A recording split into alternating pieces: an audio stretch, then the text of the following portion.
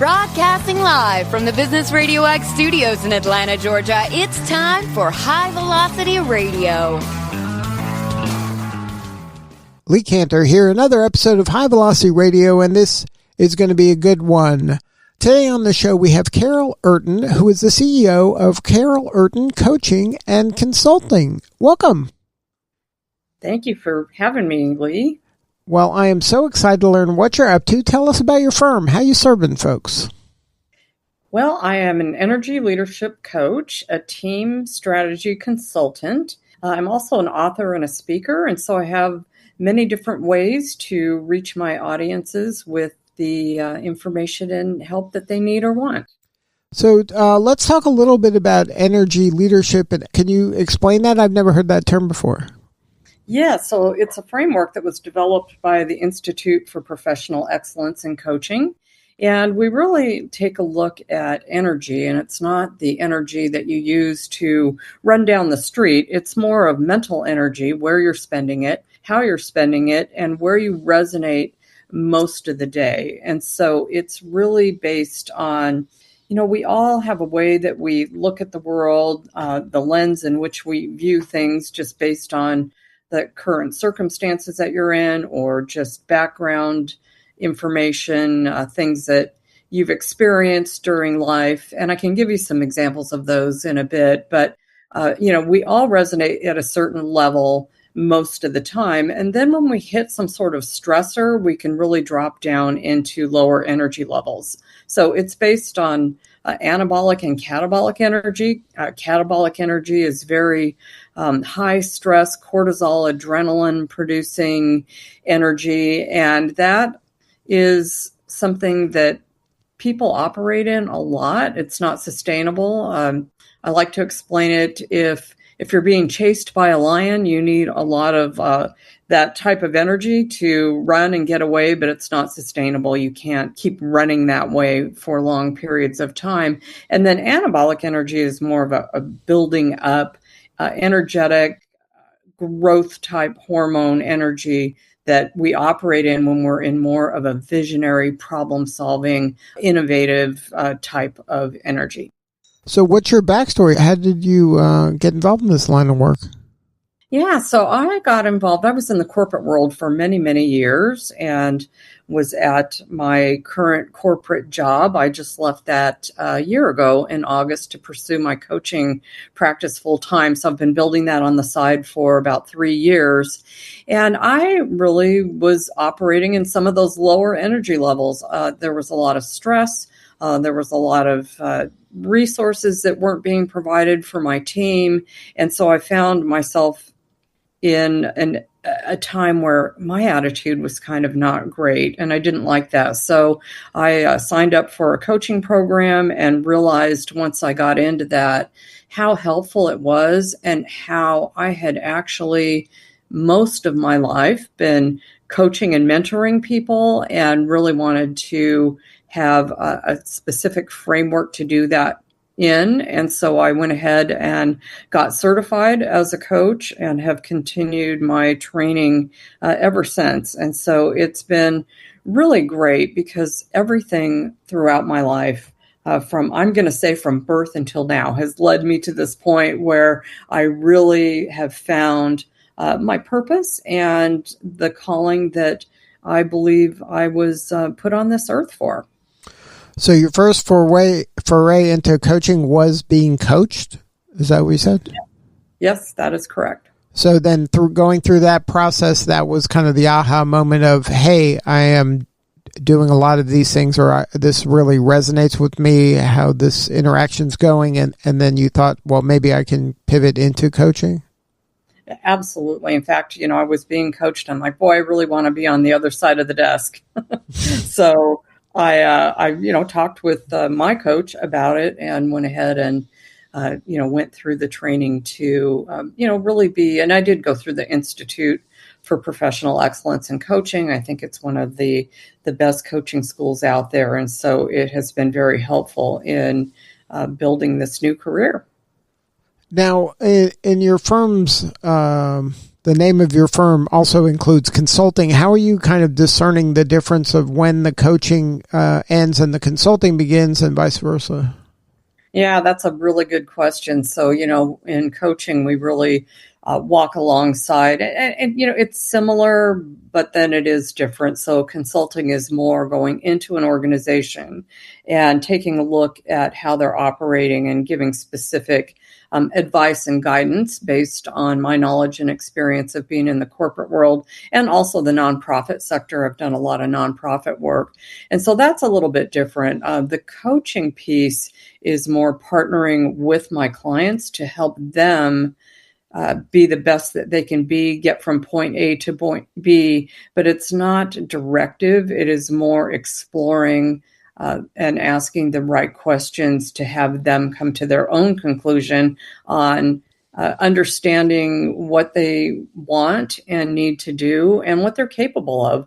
A lot of us go through life and just need a little encouragement. We can do a lot more than we think we can do, and we're much more talented and capable than we think we are. So what is your typical engagement? Do you start doing coaching and then you're working with a leader and they say, hey, our whole organization might need some of this, and then it kind of bleeds into consulting, or is it vice versa? No, it's pretty separate. So I will take on an engagement as a consultant. I do have certain clients that really want both. And so we have a specific contract based around that, and we're very clear on when we're coaching and when we're consulting. And so it can be a mixture, but the consultant piece generally is just going into an organization and helping them really get to where they need to be. So when you're working with individuals, what is that? What kind of work are you typically doing with that individual?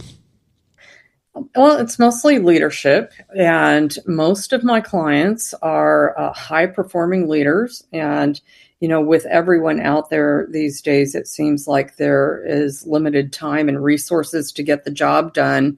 And so it's really most of the time, the problem I see is people get burnt out, they get stressed, they're leading a lot of people, and there's a lot of frustration within organizations in the current climate. And so it's helping them be able to really find a path that will help them be successful, but also bring their people along to be successful. So, I recently worked with an organization that, there was a lot of change going on and people were not happy. And so it was really walking alongside this leader to come up with solutions to get the team going in the right direction altogether. One thing I do is I have an energy leadership index assessment that I can give leaders and teams. And so that was developed by IPEC again. And so this assessment really helps people see where they're resonating on that energy level. So to really work through that, when you take this assessment, it tells you where you operate most of the time. So let's just say you are completely stuck. That's going to be energy level 1. You don't know what to do. You don't know how to do it. You may be so stuck you don't even want to do anything. And so that, is the lowest level of energy. And as you work your way up this energy scale, level 2 is where a lot of these teams and organizations resonate. And that is frustration, blaming other people for everything going wrong. And so there's a lot of shifting of responsibility, people not really, that's that very high adrenaline, cortisol energy. And, a lot of people can get a lot of stuff done in that energy level because they're really cracking the whip and, getting everybody in line. But again, it's not sustainable and people are just not happy. And so as you work your way up, level 3 is more compromise, tolerance. This is just the way it's always going to be. People kind of get stuck there. Level 4 is the energy level of service. And so a lot of people that I work with are in this service level of energy. And so nonprofits, organizations that are trying to serve their clients in the community. And so the service piece is really important to them, and they get kind of stuck there, which isn't a bad thing. But when you work up to the higher levels of level 5, which is, gifts and opportunities, what are the opportunities in every situation?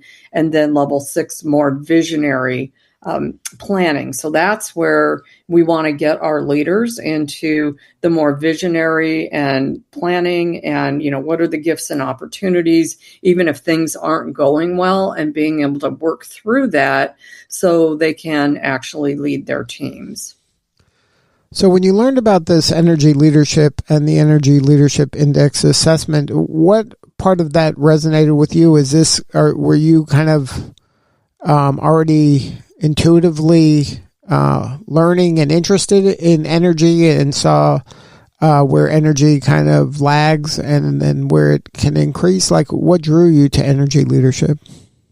Well, the thing that has really drawn me to this framework is, we are all in control of our own energy. And, when we talk about energy, it may sound a little woo-woo, but it's really just, how we operate, how we walk through life. And so, for example, if I wake up in the morning and everything's going wrong and I want to blame my husband for it, that's very level 2 energy. I don't want to be there. I want to get into the more problem-solving, solution-oriented level. And when I realize that I'm there, I have the ability to shift into whatever level of energy I need to get the job done and to live a more peaceful and happy life. And so people really tend to get stuck in the complaining, the blame game, all of that within organizations or even in life.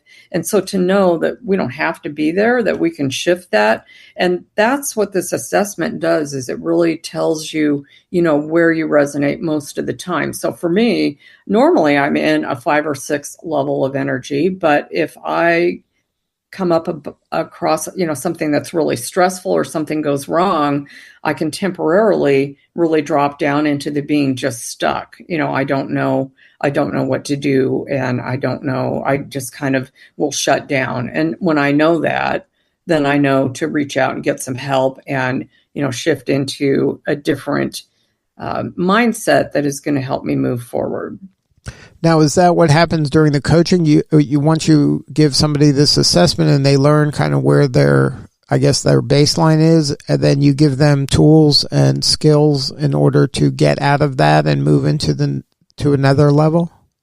Absolutely. So again, like I said, a lot of my clients are in the level 4, level of service. And what happens when you're so busy serving other people all the time, you can drop into those lower levels because you become burnout or resentful or angry that, you're trying to help everybody and they're not taking your advice. They're not following the directions. They come to you for help.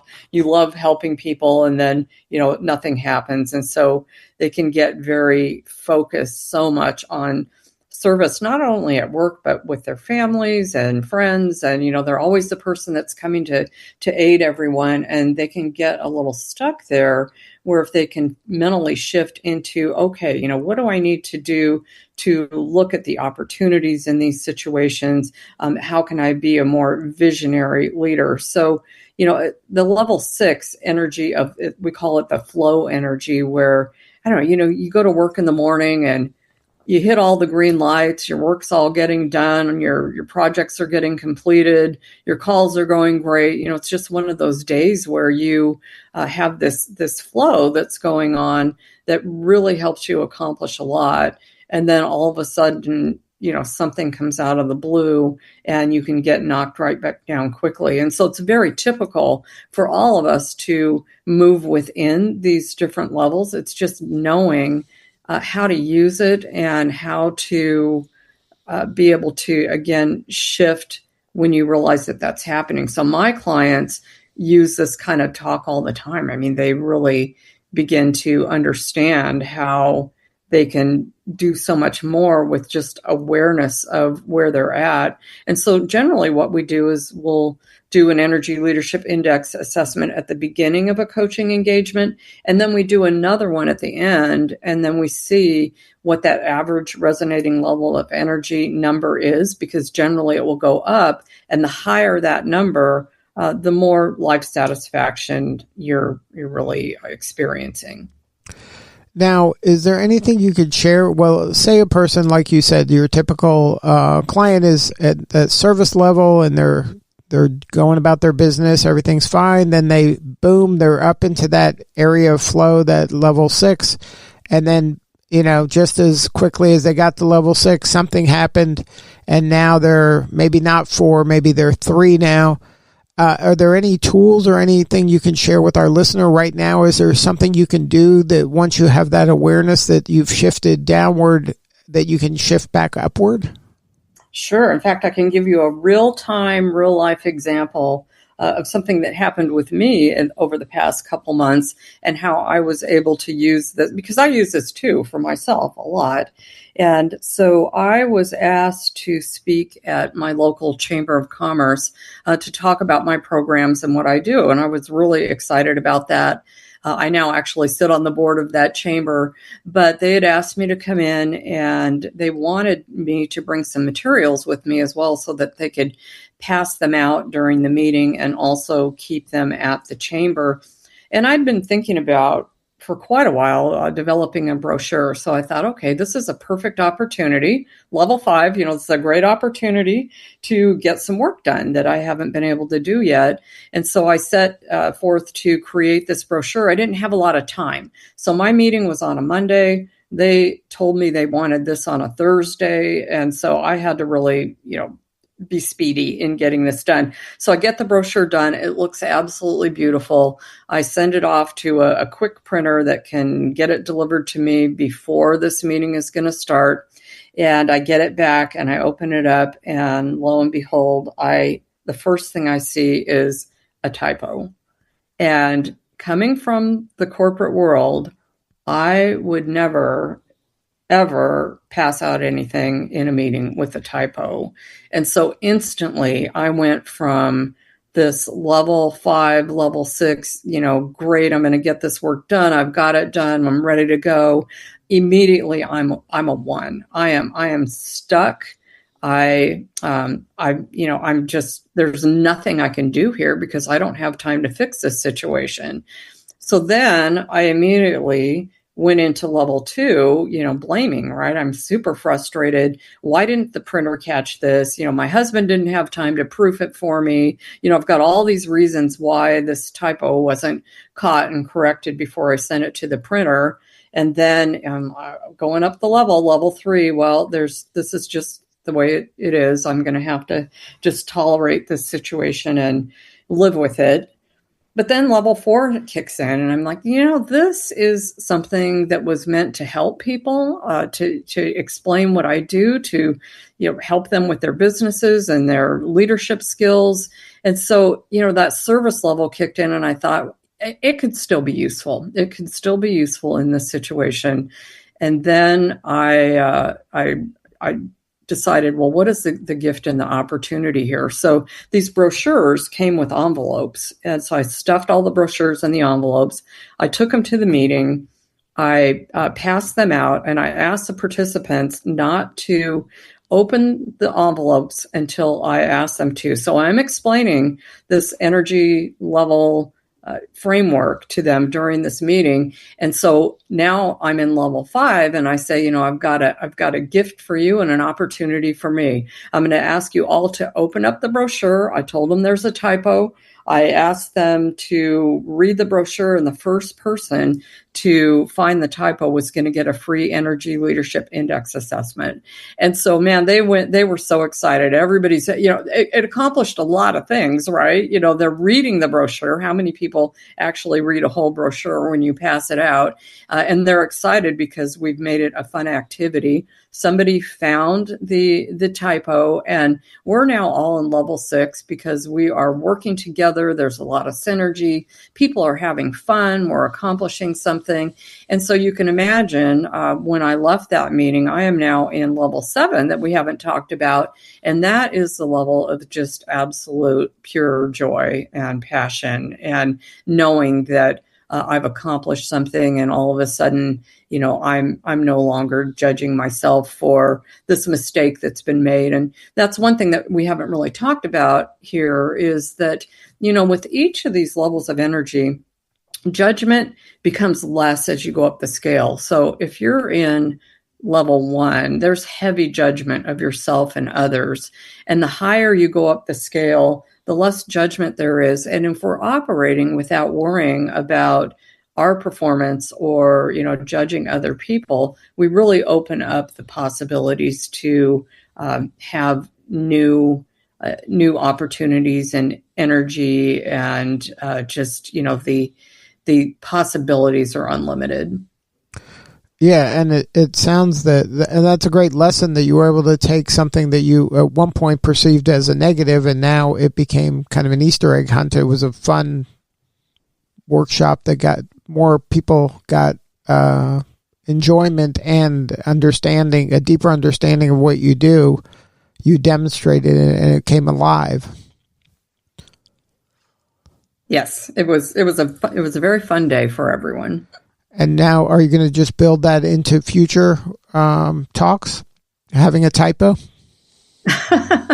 Actually, yes, I've shared it with my colleagues who are going to kind of build because this concept is, without being coached through it and doing the assessment, sometimes it can be a little bit hard to explain. But once you really begin to understand the concept, people can use it immediately. And people that are listening to the broadcast today, just being aware that we all, again, have the ability to decide how we're going to react in every situation, and taking a pause and really thinking about that and trying to figure out what the best outcome is going to be. And generally, the level 2 energy of frustration and blame is not going to help anyone. Right. And this type of thinking, it helps people go from that adversity into something that's more productive, and it can lead to a more successful outcome. Absolutely. And, just the concept that everything, no matter, good or bad, can be turned into a gift and an opportunity. And, like I said, I had really been working on this concept for most of my life. I wrote a book a few years ago called When Hope Hurts. And that book is really to help people who have been through extreme trauma. And so I know in my own life, I really had to decide at one point whether I was going to, let this situation beat me down, or whether I was going to take it out and really make something good out of a really bad situation. And so that's where a lot of my energy comes from, in knowing that you can overcome anything. You just need the right tools and the right help to be able to do that. And so that's where, just having been speaking on this for years and years, writing the book, being in the corporate world, and then finding this profession of coaching and being able to combine all of my skill, my experience, and my life experience, has just come to this point where it's been a beautiful thing to be able to serve other people. Yeah, it sounds very rewarding, and it sounds like you figured out a way to really make that kind of impact that you probably were attempting to do early on in your career. Now you have kind of, through your career and living the life you've led, you have now all these tools and resources to really help people make meaningful change. Absolutely. So, what's most rewarding for you now? Is it the coaching? Is it the consulting? Is it working individually? Is it in group? Do you have kind of a favorite when it comes to working with people and sharing what you know? Yeah, I would say all of it, but I think where we make the most impact and where I really feel like we're really making some progress is the team strategy consulting. And so we can take this energy leadership index assessment and we can do it for a group. We come up with a group average. And when the group begins to understand how they all operate, how they operate individually, and then how they operate together, amazing things happen. I recently did this for a group of 19 HR professionals, and they came together and just had so much fun, number one, doing the assessment and the group debrief, but really learning about how they can help each other and lift each other up. They can see, when their colleagues are thriving and moving forward. They can see when their colleagues are stuck or being, getting frustrated. And so it's a really great tool to elevate the team and get them moving in that more, visionary flow state, even if you are a service professional like in a nonprofit or HR professionals who, serve people all day long, and to help them understand that, that can burn you out, but you can use this information to begin to look at, what's going on with our employees and, how do we turn it into a gift and an opportunity and have more visionary thinking. The second thing that I really love to do is I run an energy leadership index mastermind group. And so this is where I take 6 high-performing leaders. I put them in a group, and we not only do the energy leadership index assessment and debrief individually, but we have a 7-week program where we explore each of these levels and talk together about, what do we do when we're in level 1? What are the situations that you've come across within, your career and your organization, and how can you change that? And as we spend an hour and a half each week for 7 weeks on each of these levels, it becomes something where we learn from each other and people just grow and flourish.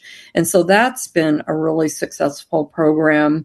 I've got one starting in September, and it's something that has been really, really impactful for my clients and for me. I learn a lot from my clients. Now, if somebody wants to learn more, have a more substantive conversation with you about all of the concepts we talked about today, is there a website? Is there a best way to connect? Yes, they can reach me at carolurton.com, and my email address is carol@carolurton.com. And then that's spelled CarolUrton.com. Uh-huh.